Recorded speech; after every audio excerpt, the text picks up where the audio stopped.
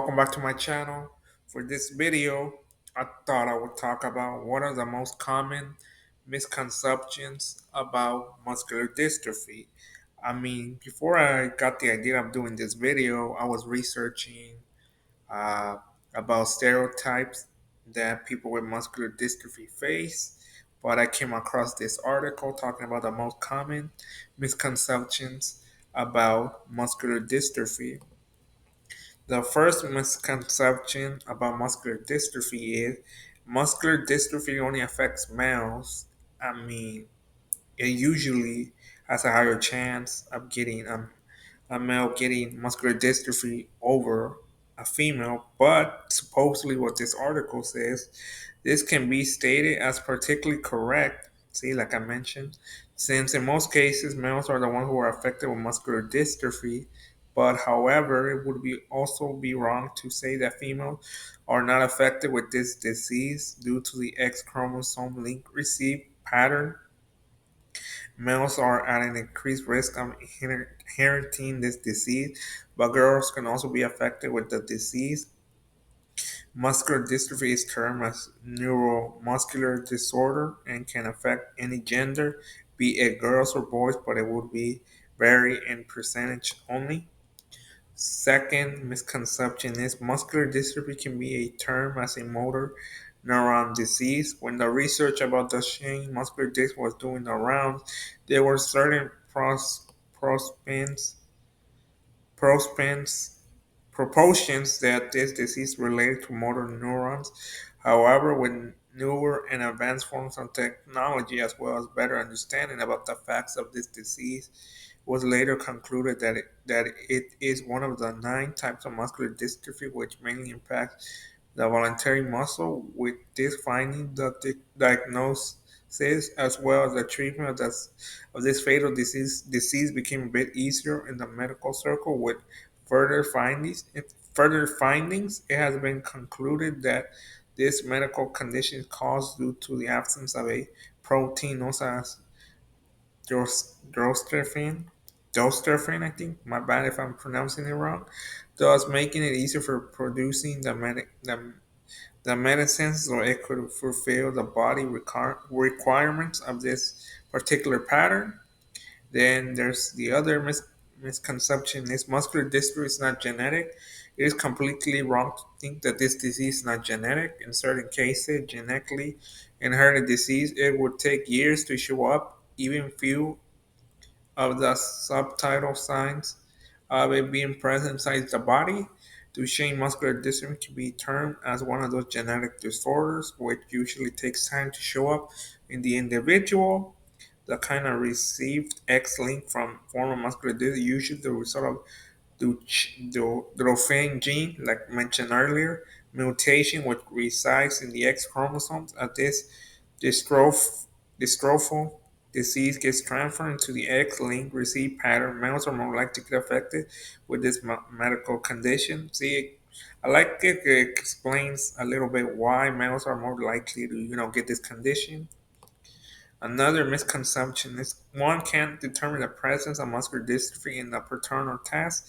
It has been it has been proved medically that muscular dystrophy is most clear by the X-linked receive gene. This means that the fathers are not able to transfer this anomaly in their kids. However, it is the pregnant mother through womb. This particular disorder can be passed on to the child. The best part is conducting certain paternal test will make it actually easier to tell whether this disorder has been passed on to the unborn during pregnancy. This diagnosis, which can be carried out for this confirmation, is CVS or amniocentesis during gestation. The pregnant woman should ensure to carry out a complete diagnosis looking at the ill effects of this disease. Use of bodybuilding supplements in milkshake can help muscular dystrophy at bay. This is quite strange, but a lot of people, mostly from the US and Europe, range tend to believe the body supplement, in fact, how to put an end to the disorder. Honestly, guys, I did not know people did this. I'm barely finding out like you guys are. However, this does not hold true. No matter what supplement you take, it's not easy to get rid of this disorder. I mean, I don't know why people believe this because, from my understanding, no matter what you do, it's not going to stop this disorder. The medications are mostly for to stop the progression, slow down the progression, not cure it. So this is kind of strange. People believe this, but this disease is a genetically inherited disease would mostly require proper medical guidance, where it's well planned treatment option, and a lot of support and care. One cannot find a permanent solution until they go in or biopsy or medical supervision. Yeah, I was gonna mention that, like maybe talking to your doctor about what could possibly what medications are out there for you. Instead of thinking bodybuilding supplement milkshakes can help. Another misconception is do not carry out any physical activity while diagnosed with muscular dystrophy. Have you heard from someone that's carrying out any kind of physical activity will lead to worsening of the symptoms? Should take complete rest once diagnosed with the disease. If you have, then those individuals do not have proper knowledge about this. The fact is that though extensive research has shown that carrying out certain physical activities such as walking, carrying out daily chores, swimming, or any other less certain activity will actually help in recovering from the disease. On the contrary, everyone says that complete bed rest is a strict no for people suffering from muscular dystrophy. Honestly, I did not know this one either. Those in the now another misconception is those in the impact with muscular die young and fast. Honestly, if you search this, it'll say yes, but listen to this. It is certainly true that a patient suffering from muscular dystrophy can't expect a life of 70 years. However, it would be wrong to say that those individuals die too young. Those who have been identified with muscular often are said to live up to the age of 30 to 35. I mean, maybe a few years back they would die young, but now like you're hearing here, some of them die at 30, 35. There have also been cases that patients with the disease tend to live a normal life till the age of 50 years. This become possible because of their determined growth to keep moving. In such cases, support from loved ones is extremely important for the individual to live a quality life. So even though it says obviously that you die young, I mean, it depends how you see life with a disability. Like I said, honestly, I don't really think about the life expectancy. I mean, I'm gonna make a video talking about that, talking a little bit about that. So stay tuned for that video. Another misconception is stem cell therapy is not a good option for those with muscular dystrophy. Honestly, I don't know. I'm gonna just find out what it says, like you guys are. With the absence of various discoveries, it has always been discovered some time ago that stem cell can be really helpful for those patients who suffer from muscular dystrophy. However, the only issue pertaining to the treatment was that there was frequent need for injecting to aim up my tubes, but in the recent research we have been conducted, the problem is also not to be evaded. In today's era, the multi-protein stem cell known as bursitis are said to be injected arterially. It tends to cross the arterial walls and go directly into the muscle within the work of various functioning muscle. Hence, the patient with muscle can be assured that stem cell is a good treatment for this disease. I mean, I probably had to look into this because I did not know there was, I don't know, stem cell therapy for muscular dystrophy.